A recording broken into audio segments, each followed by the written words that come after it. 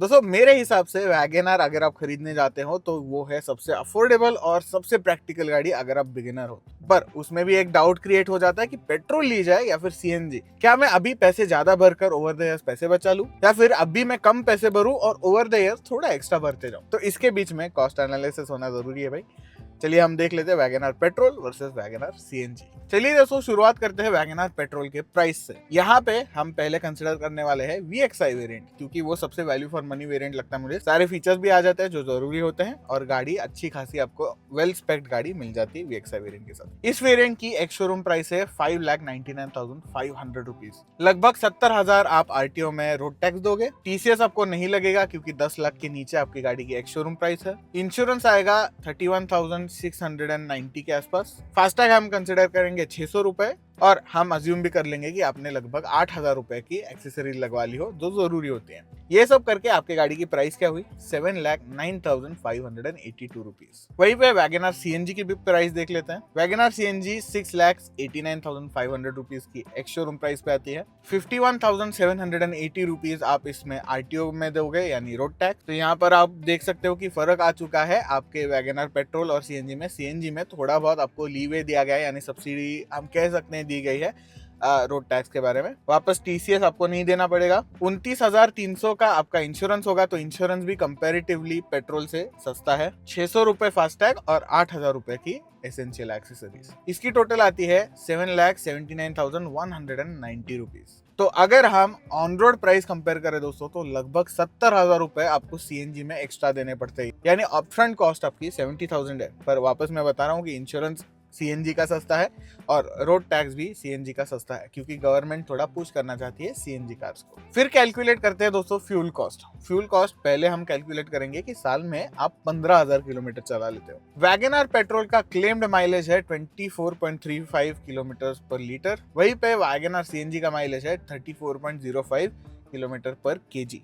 Actual mileage अगर हम निकाले तो लगभग 19.5 किलोमीटर पर लीटर आपको पेट्रोल में मिल जाएगा और 25.5 आपको लगभग सीएनजी में मिल जाएगा। तो भाई आपको फ्यूल कितना लगा? अगर हम 15,000 को आपके एक्चुअल माइलेज से डिवाइड कर दे, यानी 15,000 बाय 19.5, तो लगभग 770 लीटर का आपको पेट्रोल लगेगा। वहीं पे वैगनआर सीएनजी के लिए अगर हम 15,000 को 25.5 से डिवाइड करें तो आपको लगभग मिलेगा 587.3 लगभग केजीज ऑफ सीएनजी। फिर फ्यूल कॉस्ट की बात करते हैं दोस्तों। फ्यूल कॉस्ट मैंने इंडिया का एवरेज पकड़ा है, तो यहाँ पे पेट्रोल की पर लीटर कॉस्ट आने वाली है 100 रुपए, और वहीं पे आपकी सीएनजी की एवरेज कॉस्ट आने वाली है 85 रुपीज।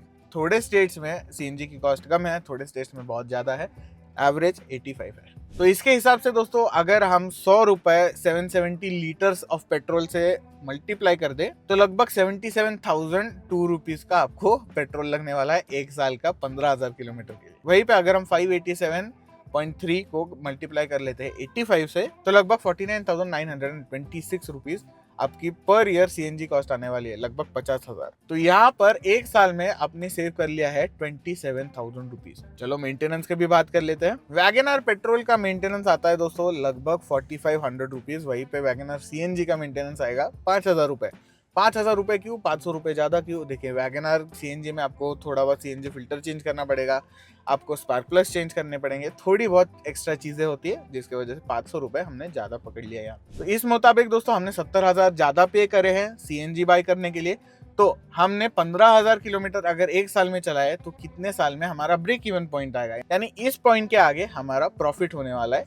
चलिए जान लेते हैं। इसके लिए दोस्तों हम 69,611 रुपीज को डिवाइड करने वाले हैं 27,075 रुपीज से। अगर हम ये कैलकुलेट करते हैं तो लगभग 2 साल 6 महीने में आपकी गाड़ी ब्रेक इवन हो जाती है, यानी 2 साल 6 महीने के बाद आपका एक्चुअल प्रॉफिट शुरू होता है। पर अगर आप 10,000 किलोमीटर ही चलाना चाहते हो तो कितना टाइम लगेगा भाई? दोस्तों 10,000 किलोमीटर के मुताबिक आपको 513 लीटर पेट्रोल लगने वाला है। सिमिलरली 391 केजी सीएनजी भी लगने वाला है। तो दोस्तों अगर हम यूनिट प्राइस से इसको मल्टीप्लाई कर दे तो 51,334 रुपीज आपको पेट्रोल में जाने वाले हैं 10,000 किलोमीटर के लिए। वहीं पे सीएनजी जो है वो 33,284 रुपीज आपको 10,000 किलोमीटर के लिए कॉस्ट करेगा। तो दोस्तों सीएनजी लेने से आपने लगभग 18,050 रुपए यहाँ पर सेव कर लिए। तो अगर हम वापस 70,000 जो हमने इनिशियल भरे थे उसको 18,050 से हम डिवाइड कर दे तो आपको मिल जाएगा टाइम, जिसके बाद ब्रेक इवन पॉइंट आएगा, यानी इसके बाद आपका एक्चुअल प्रॉफिट शुरू होता है। वो पॉइंट है दोस्तों लगभग 3 साल 10 महीने, यानी ऑलमोस्ट 4 साल बाद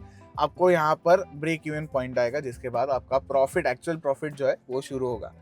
तो क्या वर्ष होता है कि 10,000 किलोमीटर के लिए आप सीएनजी खरीद लो, आप ही सोच लो। वहीं पे एलएक्सआई मॉडल की भी बात कर लेते हैं दोस्तों, क्योंकि एलएक्सआई मॉडल काफी बजट फ्रेंडली मॉडल है। अगर कोई उनके बजट को स्टिक करके एक बेसिक गाड़ी खरीदना चाहता है नॉर्मल ए टू बी जाने के लिए, तो एलएक्सआई मॉडल एक अच्छा ऑप्शन है। वैगन आर पेट्रोल दोस्तों, एलएक्सआई मॉडल आपको लगभग 6,50,500 ऑन रोड मिल जाएगी। एक टाइम होता था दोस्तों जब वैगन आर 4 लाख 5 लाख में टॉप एंड मॉडल आता था, बट अफसोस। वहीं पे वैगन आर एलएक्सआई सीएनजी जो है दोस्तों वो 7,22,000 के आसपास आ जाएगी। तो यहाँ पर दोस्तों सीएनजी कितना महंगा है, 71,547, लगभग 2,000 का वीएक्सआई और एलएक्सआई का फर्क आ जाता है यहाँ पर। वापस हम अगर पेट्रोल और सीएनजी कंपेयर करें प्राइसेस के लिए, एलएक्सआई वेरिएंट भी दोस्तों मैंने 15,000 किलोमीटर के साथ कंसिडर कर लिया है, तो लगभग 15,000 किलोमीटर के साथ सेम चीज आने वाली है दोस्तों। 770 लीटर आपको पेट्रोल लगने वाला है, इसके हिसाब से दोस्तों लगभग 77,000 रुपीज आप पेट्रोल में खर्चा करने वाले हो। वहीं पे 15,000 किलोमीटर चलाने के लिए लगभग 50,000 रुपए आप सीएनजी में देने वाले हो। तो लगभग आपको वापस पेट्रोल से सीएनजी का जो खर्चा आएगा, सीएनजी आपको 27,075 रुपीज सस्ता पड़ जाएगा। मेंटेनेंस भी सेम आ जाएगा दोस्तों, 4,500 फॉर पेट्रोल और 5,000 फॉर सीएनजी। तो दोस्तों हमारा सीएनजी खरीदने से लगभग 27,000 का फायदा हुआ है, और गाड़ी खरीदने के लिए, सीएनजी गाड़ी खरीदने के लिए हमने 71,000 एक्स्ट्रा दिया। तो एक्स्ट्रा पैसे से अगर हम फ्यूल सेविंग्स डिवाइड कर ले तो आपको एक ब्रेक इवन पॉइंट मिल जाएगा, जिसके बाद वापस आपका प्रॉफिट शुरू होगा। तो अगर आप 15,000 किलोमीटर चलाते हैं तो लगभग 2 साल 7 महीने के बाद आपका ब्रेक इवन पॉइंट आएगा। वहीं पे एलएक्सआई मॉडल अगर आप 10,000 किलोमीटर चलाने वाले हो तो 3 साल 11 महीने बाद, लगभग 4 साल के बाद आपका एक्चुअल ब्रेक इवन पॉइंट आएगा। तो आप यहाँ पर समझ सकते हो कि वीएक्सआई और एलएक्सआई के हिसाब से almost same break even point आने वाले।